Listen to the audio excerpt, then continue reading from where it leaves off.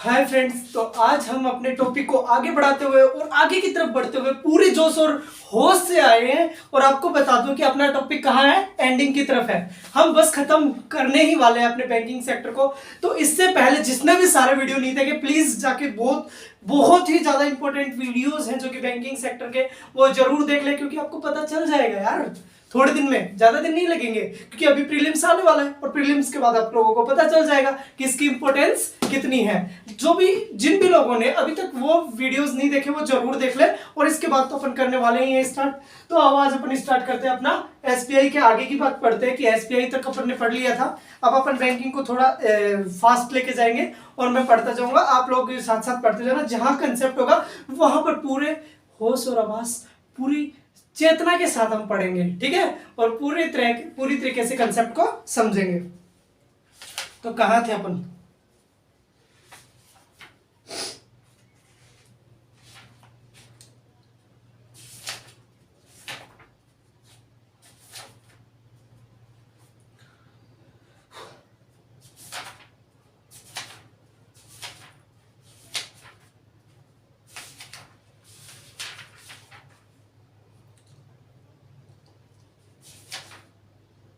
हाँ तो देखो भाई, एसबीआई हम पढ़ चुके थे। आज हम बात करने वाले हैं नेशनलाइज बैंक की, कि नेशनलाइज बैंक कैसे होते हैं। अब मैंने आपको पहले भी बता दिया था कि बैंक कितने प्रकार के होते हैं और उन्हीं बैंकों को हम आगे लेके चल रहे हैं। अपन ने कितने प्रकार के बैंक पढ़े थे।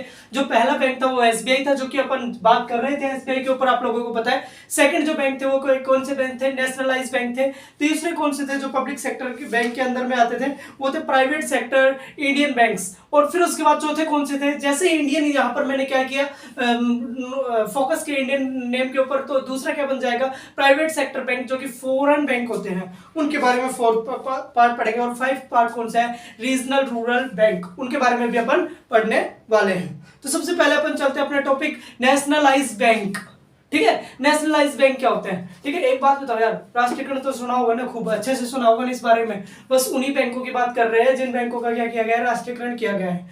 तो मैंने अभी तक आप लोगों को ये बताया था कि कौन से बैंक का कब राष्ट्रीयकरण हुआ था, पंजाब नेशनल बैंक के अंदर कौन से बैंक आके जुड़े थे। ये सब बातें आप एक बार छोटे से कमेंट्स के अंदर डाल दीजिए, क्योंकि थोड़ा दिल को सुकून मिल जाएगा कि तुम लोग भी पढ़ रहे हो और तुम लोग भी मेहनत कर रहे हो। क्योंकि भाई आएगा पेपर में क्वेश्चन, तो आएगा, इधर से ही आएगा, बाहर नहीं जाएगा, ठीक है। तो पूरे दिल और जान से मेहनत करना स्टार्ट कर दो भाई। अब ज्यादा दिन है ही नहीं यूपीएससी के, और आपको जो ये चैप्टर पढ़ाया जा रहा है और एक और चैप्टर हो जाएगा यूपीएससी से पहले, मतलब प्रीलिम से पहले। तो ध्यान रखना, उन 2 चैप्टर्स से ऑलमोस्ट 70 to 80% इकोनॉमिक्स की गारंटी मेरी तरफ से है कि इकोनॉमिक्स 70 to 80% यहीं से आएगी, ठीक है। चलो आगे चलते हैं। अब ऐसे नहीं बोल रहा भाई हवा हवा में, पूरा एनालिसिस करके आए हैं और फिर बोल रहे हैं, देखो, ठीक है। तो ध्यान से पढ़ना इसको। Due to the banking crisis of 1913 and 1917, failure of the 588 banks in various of the countries in 1949, it was the necessary to regulate and control the commercial bank. जितने भी प्रकार के कमर्शियल बैंक थे उनको सबको मैंडेटरी हो गया कि उनको क्या कर दिया जाए, कि उनके ऊपर कुछ ना कुछ कंट्रोल किया जाए, उनके ऊपर कुछ ना कुछ रेगुलेशन डाली जाए। क्योंकि भाई 1913 का जो क्राइसिस आया था ना, बैंकिंग क्राइसिस, बहुत खतरनाक था। क्योंकि आप लोगों को पता है उस टाइम पे किसकी शुरुआत होने वाली थी? फर्स्ट वर्ल्ड वॉर की शुरुआत होने वाली थी, और पूरी तरीके से फाइनेंशियल प्रॉब्लम पूरे वर्ल्ड के अंदर देखी जा रही थी। तो कुछ ना कुछ चाहिए ना जो इनके ऊपर, इनका पप्पा होना चाहिए ना जो इनका ध्यान रख सके, ठीक है। अब होता है ना कि अब जब तक किसी के पापा होते हैं ना, वो जैसे मैं ऐसा नहीं लेना चाह कि किसी के पापा होते हैं वो अपने बच्चों को ज्यादा टाइम नहीं दे पाते, तो वो क्या करते हैं, बच्चे बिगड़ जाते हैं, ठीक है। तो बच्चे बिगड़ेंगे क्यों? जब पापा ध्यान नहीं देंगे। तो यही चीज देखी गई कि कमर्शियल बैंक क्या कर रहे हैं, तो सब अपने आप को क्या कर रहा है, दिवालिया घोषित कर रहा है, कोई कुछ कर रहा है। क्योंकि भाई सबके पास पैसे नहीं है। पैसे कहाँ गए? कोई कहा गया, कोई करप्शन हो रहा है, कुछ हो रहा है, पता ही नहीं चल रहा मनी कहाँ पर है। तो इसके लिए सोचा गया, गवर्नमेंट ने सोचा कि यार कोई ना कोई बैठना चाहिए इनके ऊपर, ठीक है। तो उनके लिए उन्होंने क्या किया, एक रेगुलेटेड और कंट्रोलिंग बॉडी बनाई। उन्होंने क्या कहा कि ये सब चीजें किसके अंडर में आनी चाहिए? सरकार के अंडर में आनी चाहिए। तो उन्होंने बैंकों को क्या करना स्टार्ट कर दिया, नेशनलाइज करना स्टार्ट कर दिया। तो समझ में आया नेशनलाइजेशन की जरूरत क्यों पड़ी? तो क्वेश्चन में जब भी आए ना अपने मेंस के अंदर, तो अपन सब चीजें उसके अंदर डिस्क्राइब करेंगे कि क्यों जरूरत पड़ी हमें प्राइवेटाइजेशन की। समझ में आ रहा है ना, क्यों जरूरत पड़ी प्राइवेटाइजेशन की, ठीक है। फिर उसके बाद the banking act of the 1949 which later become to the banking regulation act 1949। तो बैंकिंग का जो रेगुलेशन एक्ट था वो 1949 के अंदर क्या हुआ था, सॉरी पास हुआ था, और उसके बाद उसको बैंकिंग रेगुलेशन एक्ट 1949 के नाम से जाने लगा। It provide a legal framework for the regulation of the banking system in India. तो बैंकिंग सिस्टम पूरा था, उसको लीगल फ्रेमवर्क देने का लीगल फ्रेमवर्क देने का काम कौन करता है, वो है बैंकिंग रेगुलेशन एक्ट 1949। ठीक है। फिर तीसरी पॉइंट है इसके अंदर, in the year of the 1969 certain provision were introduced to the banking regulation act 1945 that brought to the social control on the banks. Therefore 14 banks और नेशनलाइज इन 1969। पर बहुत तगड़ा काम से इंदिरा गांधी के टाइम पे बहुत तगड़ा काम हो रहा था, आपको बता दूं। ठीक है, 1969 के अंदर क्या हुआ, सभी बैंकों को क्या कर दिया गया, नेशनलाइज कर दिया गया। सभी को नहीं, मेरा कहने का मतलब है ज्यादातर बैंकों को। इट मींस 14 बैंक एक साथ नेशनलाइज किए गए 1969 के अंदर, एंड देन 6 बैंक्स 1980 के अंदर और नेशनलाइज कर दिए गए। आई थिंक ये चीजें आपने पढ़ ली थी, तो इसके अंदर टाइम वेस्ट करने से कोई ज्यादा फायदा है नहीं। आगे की ओर चलते हैं। ठीक है। फिर उसके बाद हमने क्या पढ़ा था, रीजन ऑफ नेशनलाइजेशन, ये भी पढ़ लिए थे हमने। ये थोड़ा इंपॉर्टेंट है भाई। रीजन ऑफ नेशनलाइजेशन पहला क्या था, concentration of economic power in few hands. जितने भी इकोनॉमिक पावर हो किन के हाथ में होनी चाहिए, फ्यू हैंड्स के हाथ में। क्यों? क्योंकि इससे करप्शन और ट्रांसपेरेंसी ज्यादा होगी। ठीक है। फिर उसके बाद private ownership of the commercial banks. Commercial bank के पास प्राइवेट ओनरशिप भी होनी चाहिए। बैंक से मतलब ज्यादा थी प्राइवेट ओनरशिप, उसके बारे में भी था। ठीक है। Banks previously located mainly in the urban areas, thereby neglecting to the development of the agriculture and rural areas. It was not priority sector. भाई सब जितने भी बैंक थे ना, वो सारे के सारे अर्बन एरियाज में थे, तो दिक्कत होगी। अब भाई लोग ज्यादा कहाँ रहते हैं इंडिया के अंदर? इंडिया के अंदर आज भी लोग, आपको कहे तो 65% प्लस लोग कहाँ पर रहते हैं, ऑलमोस्ट 70% कहाँ पर रहते हैं, रूरल एरियाज के अंदर। तो अब एक बात बताओ, रूरल जितने भी रूरल एरियाज में लोग रहते हैं उनका तो क्या, उनका तो हालत खराब। क्योंकि बैंकिंग तो किधर है, अर्बन एरियाज के अंदर, तो उनको रूरल से अर्बन के अंदर माइग्रेट करना पड़ेगा, सिर्फ किसके लिए, बैंकिंग सिस्टम के लिए। तो ये सरकार ने क्या सोचा कि रूरल एरियाज के अंदर भी क्या होनी चाहिए, बैंकिंग ब्रांचेस होनी चाहिए। तो बैंकिंग ब्रांचेस वहां भी खोली गई। Progress of the after nationalization, expansion of the number of the branches in rural areas, priority sector lending increased level of the deposit mobilization and the bank lending to the increased bank started to the financial schemes and promoted entrepreneurship. Entrepreneurship को बहुत ज्यादा बढ़ावा दिया जा रहा है। आप लोगों ने अभी भी सुना होगा MSME जो मंत्रालय अपना, micro small and medium enterprises, वो क्या कर रहा है कि जितने भी लोग आप वो कर रहे हैं ना, मतलब अपना नया कोई वर्क स्टार्ट कर रहे हैं, जिससे कि वो दूसरे लोगों को भी क्या कर रहे हैं, नौकरी वगैरह दे सके। तो वहां पर क्या कर रहे हैं, उनके हेल्प करवा रहे हैं कौन, बैंकिंग सेक्टर उनकी हेल्प कर रहा है कि आप भी रोजगार जनरेट करो। ठीक है, आप जॉब सीकर मत बनो, जॉब गिवर बनो। ये चीज कौन कह रहा है, बैंकिंग सेक्टर। और अपनी सरकार भी इसके अंदर पूरा साथ दे रही है। इसके अंदर काफी योजनाएं लॉन्च की गई है सरकार के द्वारा। ठीक है, तो सरकार की उन योजनाओं के ऊपर भी बात करेंगे अपन, शायद इसी चैप्टर में आ जाए या फिर मैं आप लोगों को बता दूंगा। ठीक है, फिर उसके बाद रिसेंट डेवलपमेंट क्या क्या हुआ है, ये चीज हमने पढ़ ली। क्या रिसेंट डेवलपमेंट, ठीक है, ये चीज हमने पढ़ ली है। कैनरा बैंक का अमलगमेंट हुआ था, ग्रेटर स्केल। ठीक है, पंजाब नेशनल बैंक, 12 बैंकों का पीएसबी के अंदर, 11 नेशनलाइज बैंक प्लस एसबीआई, जिसके अंदर Punjab national bank, bank of Baroda, bank of India, bank of, ये चीजें अपन ने पढ़ ली भाई। ठीक है, फिर अपन आने वाले थे कोई किन के ऊपर, प्राइवेट सेक्टर इंडियन बैंक्स के ऊपर। हाँ, तो आज अपना चैप्टर यहाँ से स्टार्ट होता है, प्राइवेट सेक्टर इंडियन बैंक्स। उससे पहले आपके सामने एक बात बताना चाहता हूँ भाई, आप लोग यूपीएससी की तैयारी करो, उसमें 2 मिनट बस, 2 मिनट। तो देखो आप लोग किसकी तैयारी कर रहे हो, यूपीएससी की तैयारी कर रहे हो ना, तो 2 चीजों का याद रखना। जो भी बच्चा यूपीएससी की तैयारी कर रहा है ना, जो भी बच्चा, उनके लिए ना जब मॉर्निंग होती है ना, तो मॉर्निंग, गुड मॉर्निंग किससे होती है पता है, उनकी गुड मॉर्निंग होती है भाई, बहुत बहुत मजा आएगा आप लोगों को सुनने में, देखना। उनकी गुड मॉर्निंग होती है चाय की जगह द हिंदू से, बिस्किट की जगह एडिटोरियल से। ठीक है, चाय की जगह द हिंदू से, बिस्कुट की जगह द एडिटोरियल से, एंड लंच में उन्हें लक्ष्मीकांत चाहिए। शाम होते होते लोगों को तो कुछ खाने या चाय पीने की पड़ी होती है, उन्हें तो भाई साहब इंटरनेशनल इश्यूज की पड़ी होती है। ये एक्चुअलिटी है यूपीएससी एस्पायरेंट की। ठीक है, अगर आप लोगों के दिल और दिमाग में ये चीज नहीं आ रही ना, it means you are not serious. मैं एक्चुअल बात बता रहा हूं, अगर आप लोगों के दिमाग में ये चीज नहीं आ रही, तो it means you are not serious for the UPSC. और यूपीएससी से नहीं निकलेगा भाई, बहुत बहुत बहुत टफ है। लेकिन अगर सीरियस हो तो आई सिक्योर कि तुम गारंटी सिलेक्टेड हो। अगर आप सिलेक्टेड हो तो फिर सुनो, डिनर में लोगों को चाहिए खाना, हमें खाने से मतलब नहीं भाई, रिवीजन जरूर चाहिए। क्या चाहिए? रिवीजन जरूर चाहिए। लोगों को डेजर्ट में चाहिए मिठाई, हमें मिठाई नहीं चाहिए।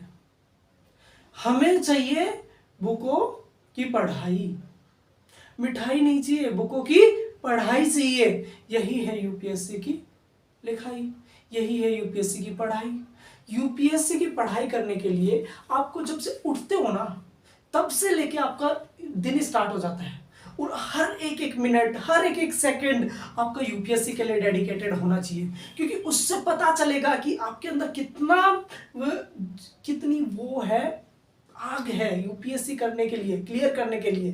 क्योंकि यूपीएससी हलवा नहीं है, मैं बार बार कहता हूं कि यूपीएससी हलवा नहीं है। क्यों नहीं है? क्योंकि बहुत सारा भाई भीड़ है यूपीएससी की। जहां देखोगे यूपीएससी वाले 500 रुपए में पूरा सिलेबस खरीदो, पूरी लक्ष्मीकांत करवा देंगे 200 रुपए में, पूरी ज्योग्राफी 200 रुपए में, हर जगह मिल रही है आजकल, और हर कोई पढ़ रहा है। पता नहीं कौन कहां कैसे पढ़ रहा है। अभी जब तुम मेरा लेक्चर देख रहे हो, लोग पता नहीं क्या क्या पढ़ रहे हैं, बहुत हार्ड है। इसलिए पूरे दिल और दिमाग से जो भी चीज पढ़ाई जाती है, जो भी चीज आप पढ़ते हो, कहीं से भी पढ़ते हो, कहीं से भी, पूरे दिल और दिमाग से पढ़ो। और है ना, यूपीएससी की तैयारी कर रहे हो ना, तो बस उसी के बारे में सोचो।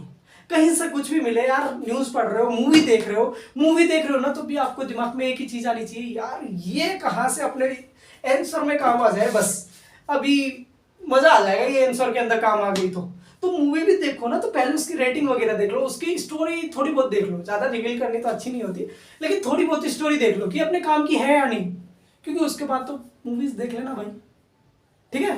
तो वो चीजें, चलो आगे चलते हैं अपन, तो इतना ज्ञानवान ठीक नहीं है। Private sector of the Indian banks, तो इनके बारे में बात करते हैं। The banks whose major share of capital is held by the private stakeholder is known as the private sector banks। ऐसे बैंक जिनका ज्यादातर शेयर किसके पास होते हैं, ज्यादातर शेयर होल्डर कौन होते हैं, प्राइवेट ओनरशिप के पास होती है। जैसे मैं और एसबीआई के सारे 51% शेयर खरीद लूं, that's the private sector bank. अब एसबीआई क्या हो जाएगा, प्राइवेट सेक्टर बैंक हो जाएगा, क्योंकि उसकी मैंने शेयर होल्डिंग में से 51% ले लिया है। जब 50% से ऊपर आप किसी भी बैंक के शेयर प्राइवेटाइज कर देते हो, नाम लेने में प्रॉब्लम हो रही है, ठीक है, तो आप किसी का भी प्राइवेट कर देते हो, उनके शेयर्स को प्राइवेट कर देते हो अगर 50% से ऊपर, देन इट मींस वो क्या हो गया, प्राइवेटाइजेशन हो गया उस बैंक का, ठीक है। तो मतलब कहने का मतलब ये कि शेयर होल्डिंग के अंदर 50% से अगर होता है तो वो प्राइवेट बैंक की कैटेगरी में आ जाता है, ठीक है। गवर्नमेंट से ज्यादा होता है प्राइवेट का, याद रखना। Private sector banks are two types of India mainly. India के अंदर दो प्रकार के प्राइवेट सेक्टर बैंक होते हैं, old private sector bank and new private sector bank.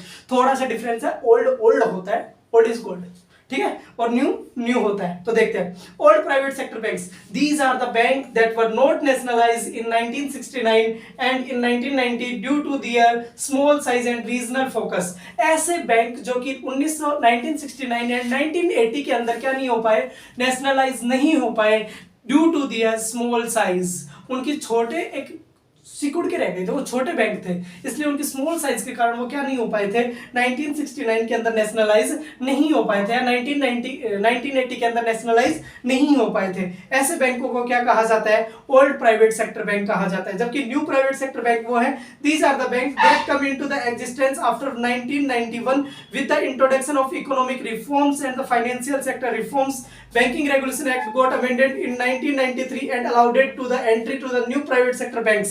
ये ऐसे बैंक जो कि 1991 के बाद किसके अंदर आए हैं, इंट्रोड्यूस हुए हैं 1991 के बाद। देखो अब 1969 के अंदर जो बैंक नेशनलाइज नहीं हुआ ना, वो सारे बैंक कैसे बच गए, प्राइवेट सेक्टर बैंक बच गए। फिर उसके बाद 1980 के अंदर हुआ प्राइवेटाइजेशन, फिर उसके अंदर भी नहीं हुए, इट मींस अभी भी उनकी स्मॉल साइज है, तो वो कैसे बच गए, प्राइवेट बच गए, ठीक है। मतलब कहने का मतलब हाँ, प्राइवेट सेक्टर बैंक बच गए। अब उनके बाद भी नेशनलाइजेशन नहीं हो रहा था, और 1993 के अंदर जो अमेंडमेंट आया था, उसके बाद जितने भी न्यू बैंक इंट्रोड्यूस हुए हैं, उन सब बैंकों को क्या कहा गया है, प्राइवेट सेक्टर बैंक कहा गया है, ठीक है। मतलब जो बैंक नेशनलाइजेशन नहीं हुआ है, वो प्राइवेट सेक्टर बैंक की कैटेगरी के अंदर आता है। देखो, पहला हमने पढ़ा था एसबीआई, दूसरा हमने पढ़ा है प्राइवेटाइजेशन बैंक, तीसरा हम पढ़ रहे हैं private sector bank of India. तो इंडिया के अंदर कौन कौन से बैंक प्राइवेट सेक्टर के अंदर आते हैं, ठीक है। Example, Indian private bank included HDFC bank, axis bank, ICICI bank, बंधन बैंक, यस बैंक, ये सब कैसे बैंक है, प्राइवेट सेक्टर बैंक है, ठीक है। फिर उसके बाद रिसेंट यस बैंक इश्यू, अभी रिसेंटली यस बैंक के साथ एक इश्यू आया है, उस इश्यू के बारे में भी दे रखा है। In 2020 the RBI to control of the yes bank which had to the excessive amount of the bad loans and the government of the India approved for the reconstruction schemes under the 7 investors infused to the 12,000 crore of the review of the Yes Bank. Prashant Kumar, CFO of the CBI and has been appointed as the new CEO of the Yes Bank. तो Yes Bank का नया CEO कौन है, प्रशांत कुमार है। अब आपको एक बात बता दूं, ध्यान से सुनना, कि जितने भी Yes Bank था उसने अपने आप को दिवालिया घोषित कर दिया। उसने कहा कि मेरे पास बहुत सारे बैड लोन है, जिनका बैड लोन वो होते हैं जिनको लोन दे देते हो आप, लेकिन वापस चुकाने में लोग असमर्थ हो जाते हैं और आप किसी से वो लोन ले नहीं सकते। तो इस कैटेगरी में उसको क्या कह दिया जाता है कि ये बैंक कैसा है, बैड बैंक, ये अपने आप को क्या नहीं कर पा रहा, अब वो रिव्यू नहीं कर पा रहा, तो उसका कंट्रोल कौन ले लेती है, गवर्नमेंट ले लेती है आके, ठीक है। और गवर्नमेंट बोलती है कि भाई तुम तो अपने आप को दिवालिया घोषित कर दोगे, ये जनता का क्या होगा जिसने तुम पर विश्वास किया है। तो गवर्नमेंट बहुत सोचती है भाई हमारे बारे में, ठीक है। तो वो क्या करती है, तो RBI ने क्या ले लिया, उसका कंट्रोल ले लिया और प्रशांत कुमार को क्या बना दिया, नया CFO बना दिया, ठीक है। Private sector foreign banks, RBI in 2005 released the first ever document in the presence of the foreign bank in India। 2005 के बाद फॉरेन बैंक इंडिया के अंदर आए थे। याद रखना, पूछा जाएगा कि 1993 के अंदर फॉरेन बैंक इंडिया के अंदर कौन सा था, और ऑप्शन में हो गए 3 ऑप्शन प्लस लास्ट वाला होगा नन ऑफ द अबव, तक टिक करके आना है। क्यों? क्योंकि 2005 में फर्स्ट टाइम किसको रिकॉग्नाइज किया गया था, जो भी अपने आउटर बैंक होते हैं या फिर फॉरेन बैंक होते हैं उनको 1995 के बाद क्या किया गया था, रिकॉग्नाइज किया गया था, ठीक है। फिर उसके बाद क्या लिख रखा है, देखो, foreign banks that desire to open a branch in India need to apply the RBI stating all the details about their shareholder financial position. Most of the foreign bank are focused trade finance. Example, private sector banks included to the Citibank, HSBC Bank। ये देखो इनका नाम ही अलग अलग है। एक तो American express bank, भाई वैसे विश्वास नहीं करेंगे हम, तो अमेरिका पे कभी विश्वास मत करना। ये आपके फायदे के लिए एक बात बताई जा रही है। तो अगर आपको कहीं जाना भी है ना, मतलब कोई कुछ सोच रखा है अब्रॉड वगैरह जाने की, या फिर आपने IAFS वगैरह में सिलेक्शन लेने की सोच रखी है, भाई कुछ भी हो गया अमेरिका मत जाना यार।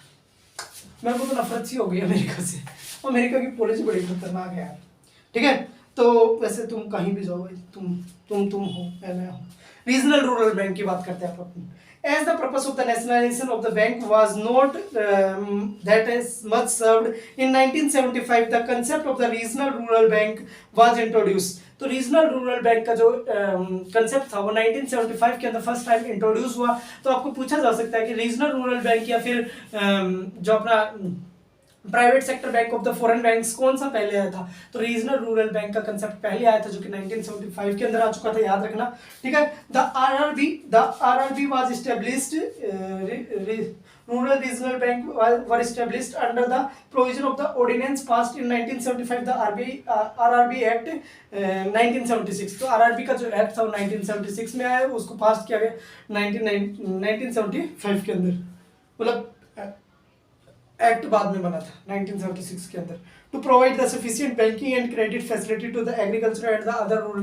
भाई जितने भी गांव के अंदर लोग होते हैं ना, ज्यादातर किसके ऊपर डिपेंडेंट होते हैं, एग्रीकल्चर के ऊपर डिपेंडेंट होते हैं, ठीक है। तो एग्रीकल्चर के ऊपर लोन देने के लिए यही बैंक बनाए गए थे, रीजनल रूरल बैंक। और इसके अंदर ये थोड़ा इंपॉर्टेंट है, RBI were set up on the recommendation of the M Narasimhan working group. तो पूछा जा सकता है कि RRB रीजनल रूरल बैंक किसके द्वारा, किसकी रिकमेंडेशन के ऊपर खोले गए थे, तो आपको बताना है PV नरसिम्हा राव ग्रुप के रिकमेंडेशन के ऊपर क्या कहे गए थे, खोले गए थे। तो ये पॉइंट याद रख लेना, PV नरसिम्हा राव। और इसके बारे में बता दो कि अपने जो कौन से प्रधानमंत्री थे जो कि ये सब काम करके गए थे, PV Narasimha Rao. At present, each RRB is owned by three entities: central government, concerned state government, and the sponsor bank in the proportion of the 50, 15, 35 respectively.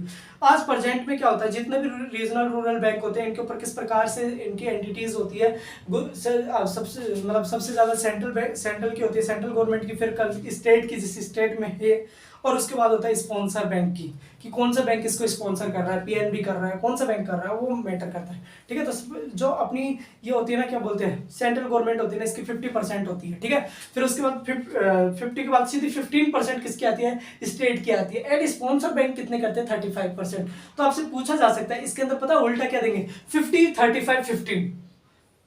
है कोई दिमागदारी इंसान जो इसको गलत करके, जो इसको सही करके आएगा? भाई कहां से, हवाई नहीं लगने देंगे। इसलिए मैं पहले ही आपको अवगत कराते चल रहा हूं कहां गलती होगी, गलती होनी ही नहीं चाहिए।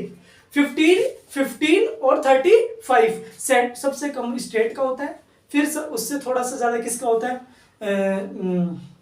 स्पॉन्सर का होता है, एंड देन लास्ट सबसे ज्यादा किसका होता है, सेंटर का होता है, 50%।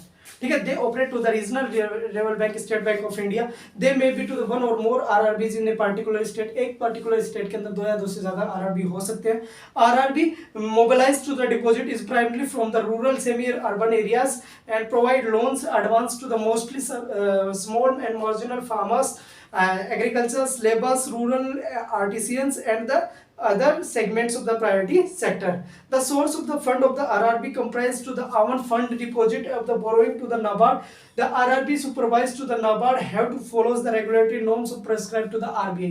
ये जितने भी आरआरबी होती है, जितने भी आरबीआई जो अपना नॉर्म्स और रूल्स फॉलो करवाती है ना, वो सारे चीज फॉलो करते हैं। As on 1 February 2021, there are 56 RRB in India. Total 56 RRB India के अंदर है। 2021 के आंकड़ों 1 फरवरी 2021 के आधार पर Uttar Pradesh has the highest number of the RRBs as follows. Example of the RRBs including to the Paschim Bengal Gramin bank, Andhra प्रगति ग्रामीण बैंक, दो उनका नाम दे रखा है, पश्चिम बंगाल ग्रामीण बैंक एंड आंध्र प्रगति ग्रामीण बैंक। ये कैसे है, सारे के सारे रीजनल रूरल बैंक है। उसके बाद आता है कोऑपरेटिव बैंक, ये भी इंपॉर्टेंट बैंक है भाई, cooperative bank. Cooperative bank in India are incorporated and registered under the state. किसके अंदर रजिस्टर्ड होते हैं, ये स्टेट के अंदर रजिस्टर्ड होते हैं। Cooperative societies act passed by the state. ठीक है, the cooperative banks are also regulated through the following act of the central government. Central government के द्वारा जो एक्ट बनाए गए हैं उन्हीं एक्ट के द्वारा फॉलो किया जाता है। कौन फॉलो करते हैं, कौन, जितने भी कोऑपरेटिव बैंक्स होते हैं वो। बैंकिंग रेगुलेशन एक्ट 1949 ये सब फॉलो करते हैं, याद रखना बहुत इंपॉर्टेंट चीज है ये। ठीक है, और banking laws, cooperative bank act 1955, cooperative जितने भी बैंक हैं उनके लिए बैंकिंग लॉज आए थे 1955 के अंदर, उनको फॉलो करते हैं ये, उनके रूल्स और नॉर्म्स को फॉलो करते हैं। Cooperative banks are involved in all kind of activities namely production, marketing, distribution, purchasing, servicing and banking of India. जितने भी प्रकार के कोऑपरेटिव बैंक है ना, ये किस किस के अंदर परचेस होते हैं, किस किस के अंदर आते हैं, कितने टाइप की एक्टिविटीज करते हैं ये भाई प्रोडक्शन की एक्टिविटीज करते हैं, मार्केटिंग की एक्टिविटीज करते हैं। ठीक है, distribution, purchasing, servicing, banking of India, they function to the with the rule of the one member one vote. इनके अंदर ये फिक्स, ये चीज बढ़िया है, वन मेंबर वन वोट, जो कि हमारे पूरे इंडिया के अंदर भी चलता है, वन मेंबर वन वोट। तो प्रेसिडेंट का ऐसा नहीं होता। अगर आप ये बेसिकली थोड़े बहुत भी सीरियस होना ना, प्रेसिडेंट का पढ़ के जाना भाई के जो वोटिंग सिस्टम है ना वो किस प्रकार से होता है। और आप कहोगे तो हम अपनी एक वीडियो बना देंगे उसके ऊपर कंप्लीट क्योंकि बहुत ही ज्यादा इंपॉर्टेंट टॉपिक है ये, मान लो कि मजा आ जाएगा पढ़ने में। ठीक है, फिर उसके बाद कहाँ थे अपन, मैं भूल जाता हूँ यार। हाँ, and no profit no loss, और कोई प्रॉफिट नहीं होता, कोई लॉस नहीं होता, वन मेंबर वन वोट होता है। इसके फंक्शन करने का तरीका ये, hence they do not pursue to the goal of the profit maximisation. तो इसका बिल्कुल भी ये नहीं होता कि प्रॉफिट मैक्सिमाइजेशन का कोई मतलब नहीं होता। कोऑपरेटिव का अर्थ क्या होता है, दूसरों की सहायता करना भाई। इसका मेन मकसद क्या है, दूसरों की सहायता की जाए, सोसाइटी के लिए जिएंगे हम, ऐसा बैंक बनाते हैं। कौन से कोऑपरेटिव बैंक्स होते हैं। ठीक है, ये याद रखना भाई। They function customers are the owners of the cooperative bank. जितने भी कस्टमर होते हैं ना वो ओनर होते हैं कोऑपरेटिव बैंक के। म्यूचुअल फंड होता है ना, वैसा कोऑपरेटिव बैंक होता है। ठीक है, या दोनों डिफरेंट है, ध्यान रखना थोड़ा सा।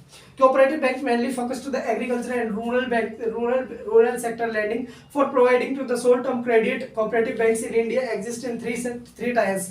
स्टेट कोऑपरेटिव बैंक्स जो कि स्टेट लेवल पे होते हैं, डिस्ट्रिक्ट कोऑपरेटिव बैंक जो कि डिस्ट्रिक्ट लेवल पे होते हैं, और primary agriculture credit societies PACS बोलते हैं जिसको, वो होते हैं एट विलेज लेवल पे होते हैं। तो आपको कोऑपरेटिव बैंक्स में क्या क्या याद रखना है, मेन चीज क्या है कि ये देखो ये किसके द्वारा, स्टेट के अंदर रजिस्टर्ड होते हैं, ठीक है। ये इनका बिल्कुल भी मोटिव नहीं होता कि ये कोई भी प्रॉफिट कमाए, इनका मोटिव होता है कि लोगों की सहायता हो, ठीक है। मेन मोटिव इनका यही है।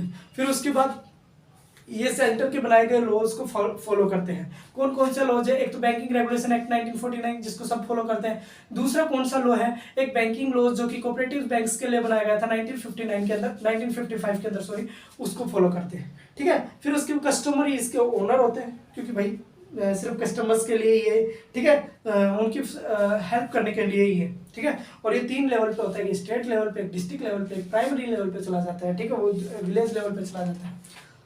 तो अपन ये पढ़ चुके हैं, अब अपन आ गए हैं आगे। Cooperative banks dealing with the long term credit, land development banks and cooperative rural and development banks. और cooperative banks are the first governed and sponsored, government supported and the government subsidized financial bank of India. जो भी है सब चीजें आपको पता चल जाएंगी, बुक जरूर पढ़ते रहना, ठीक है। साथ साथ बुक पढ़ोगे ना तो आपको चीजें ज्यादा समझ आएंगी, ठीक है। बाकी कंसेप्ट तो अपन डील कर ही नहीं है, आप लोगों को पता भी होगा, आप लोग पढ़ते भी आ रहे हैं, तो आप लोगों को पता होगा कि कितनी चीज़ें अपन कवर अप कर रहे हैं, कितनी नहीं। हर एक चीज़ कवर अप करके चल रहा हूँ मैं, ये नहीं चाहता कि कहीं से क्वेश्चन छूटे अपना, ठीक है। In 2020, the Government of India has approved to bring to the regulation of the cooperative banks under the Reserve Bank of India (RBI) by the bringing to the amendment of the Banking Regulation Act। जितने 2020 के अंदर government of India approve कर दिया कि जो regulation of cooperative bank है वो किसके द्वारा, RBI के अंडर में काम करेंगे, ठीक है। और ये अमेंडमेंट किसके अकॉर्डिंग किया गया, जो RBI act sorry banking regulation act 1949 था उसके अकॉर्डिंग। Before this they were to the dual control of the RBI and state government. इससे पहले ये क्या थे, RBI और स्टेट गवर्नमेंट दोनों के कंट्रोल में थे, बट अब ये RBI के कंट्रोल में होंगे आफ्टर 2020 रिपोर्ट जो भी है एक्ट के बाद में, ठीक है, through the registrar of the cooperative bank. This amendment was done to the wake up to the recent Punjab and Maharashtra cooperative banks crisis. ये क्योंकि पंजाब और महाराष्ट्र कोऑपरेटिव बैंक्स थे ना, उनके अंदर बहुत तगड़ा क्राइसिस आया है, तो उसको ध्यान में रखते हुए गवर्नमेंट ने सोचा बहुत तगड़ा स्कैम हो जाएगा तो लोगों के साथ, तो हमें क्या करना पड़ेगा, RBI के कंट्रोल में देना पड़ेगा। अब स्टेट गवर्नमेंट तो निकल लो अब तुम, ठीक है। The amendment will also apply to the all urban and the cooperative banks, primarily cooperative banks and multi-state cooperative banks। multi-state cooperative banks होते हैं, primarily cooperative banks होते हैं, बहुत प्रकार के बैंक होते हैं, उनके अंदर भी amendment हुआ था। As per the changes, the cooperative banks should be audited and according to the RBI norms। RBI के norms के according चलेंगे, ठीक है। RBI can suppress the board and consultation with the state government if there any cooperative banks is under stress। किसी भी कोई भी stress के अंदर है तो वो कंसल्ट कर सकता है RBI की किसी भी चीज के, RBI के किसी भी लीडर के साथ, किसी के साथ क्या कर सकता है, आराम से बातचीत कर सकता है और अपनी जो भी प्रॉब्लम है ना उसको सुलझा सकता है। कुल मिला के बात है पूरी तरीके से साथ दे रही है, पापा का फर्ज निभा रही है RBI नहीं भाई, RBI नहीं झुकने देगी तुम्हें, ठीक है, झुकेगा नहीं साला, वो वाला सिस्टम हो रहा है। Appointed as the CEO and the cooperative bank will also require to the permission from the RBI। जितना भी CEO अगर आप किसी भी कोऑपरेटिव बैंक का बना रहे हो, किसी भी चीज का बना रहे हो, RBI की परमिशन लेनी पड़ेगी। ऐसे नहीं किसी को भी आकर बैठा दिया या है नहीं कर दिया इलाज पूरे उसका। द बैंकिंग रेगुलेशन एक्ट 2020 ये थोड़ा इंपॉर्टेंट है भाई, क्योंकि करंट स्कीम यही है तो यहीं से क्वेश्चन आएगा, तो थोड़ा ध्यान से सुनना, थोड़ा प्यार से सुनना, सब कुछ समझ में आएगा भाई, ठीक है। The existing 1949 Act was amendment in September 2020 to expand the RBI regulatory control over the cooperative bank in terms of the management, capital, audit and the liquidation as to social provide for the better management and the proper regulation of the cooperative banks। क्या हुआ कि भाई जितना 1949 से banking regulation act चलता आ रहा था ना, उसको लोग पागल हो गए यार, पता नहीं क्या क्या चल रहा है, थोड़ा बहुत अमेंडमेंट तो आना चाहिए। तो 2020 के अंदर उसके अंदर क्या कर दिया गया, अमेंड कर दिया गया कि भाई करो इसका पता साफ, इसको थोड़ा नया बनाओ। तो उसके अंदर काफ़ी चीज़ों के अंदर चेंजमेंट किया गया। जो कंट्रोल था वो किसके, आरबीआई के पास आया। कोऑपरेटिव बैंक्स का मैनेजमेंट का, कैपिटल, ऑडिट, लिक्विडेशन जितना भी हो रहा है, पैसे का आवागमन हो रहा है, इन सब का बेटर अरेंजमेंट, बेटर कह सकते हैं कि हर चीज़ में बेटर डाल दिया गया। बेटर का मतलब क्या होता है पता है, अच्छा कर दिया गया। हर चीज़ को थोड़ा सा फास्ट कर दिया गया, हर चीज़ को थोड़ा सा डिजिटलाइज में कर दिया गया। ठीक है, फिर उसके बाद क्या है, this was done to ensure that the affairs of the cooperative banks are conducted in a manner that the protects to the interest of the depositor. ये सब क्यों किया जा रहा था पता है, जितने भी कोऑपरेटिव बैंक के अंदर जितने भी लोग जुड़ रहे हैं ना, जितने भी डिपॉजिटर जुड़ रहे हैं, उनका बिलीफ जीत सके। ये ऐसा नहीं है कि अब क्या हो रहा है कि जब महाराष्ट्र का था, पंजाब का था, ये क्या कर रहे थे, लोगों का विश्वास डुबा रहे थे इनके अंदर। क्योंकि भाई ये बैंक किसके लिए बने थे, लोगों की सहायता के लिए। अगर लोगों का विश्वास उड़ा देंगे तो फिर क्या मतलब है, इन बैंकों से विश्वास उड़ जाएगा लोगों का। तो अब इसके अंदर चेंजमेंट करने की जरूरत थी, इसके अंदर अमेंडमेंट लाने की जरूरत थी। ये चीजें आपको बैंक्स के अंदर पॉइंट आउट करनी ही पड़ेंगी। ठीक है, enables to better assist to the improve to the insurance society. The amendment act does not apply to the certain categories of the cooperative banks, namely कुछ बैंकों के ऊपर ये जो अमेंडमेंट आया 2020 का, ये क्या नहीं होगा, अप्लाई नहीं होगा। कौन कौन से बैंकों पर, primary agriculture credit societies act, societies जो कि लो लेवल पे होते हैं ना, उनके लिए, cooperative societies whose principal business is long term financing for the agriculture development के लिए, तो उनके ऊपर भी ये क्या नहीं होगा, अप्लीकेबल नहीं होगा। ठीक है, in short only certain categories of the cooperative bank have been brought under the RBI supervision process same to the applicable to the scheduled commercial bank. जिस प्रकार से शेड्यूल्ड कमर्शियल बैंक पे किसका हाथ होता है, आरबीआई का होता है, उसी प्रकार कुछ जितने भी बैंक होते हैं, अपने कौन से बैंक होते हैं, कौन से बैंक होते हैं भाई, कोऑपरेटिव बैंक होते हैं। जितने प्रकार के कोऑपरेटिव बैंक होते हैं, इनके ऊपर किसका हाथ है, गवर्नमेंट, आरबीआई का हाथ है। ठीक है, तो आज के लिए इतना ही। बाहर भी कुछ हो रहा है शायद, और डेवलपमेंट बैंक कल पढ़ेंगे अपन, मतलब कल नहीं, अब आगे वाले वीडियोस के अंदर। आप लोग व्यूज ही नहीं लेके आ रहे, क्या करें, पढ़ाने को मन नहीं करता, ऊपर से एग्जाम आ रहे हैं। ठीक है, तो थैंक यू सो मच। अब अपना थोड़ा सा टॉपिक बचा है, मतलब अगर आप लोग चाहोगे तो 3-4 दिन के अंदर पूरा हो जाएगा, 3-4 लेक्चर के अंदर। अगर आप लोग नहीं चाहोगे तो अभी भी इसमें 5-6 चैप्टर लग जाएंगे। तो इसको जितना ज़्यादा हो सके आगे बढ़ाओ। और फिर बता रहा हूँ, इतनी मेहनत करो यूपीएससी इतना लगे, ना कि इतना, क्योंकि ये तो इतना है, बस इतना ही काफ़ी आप लोगों के लिए।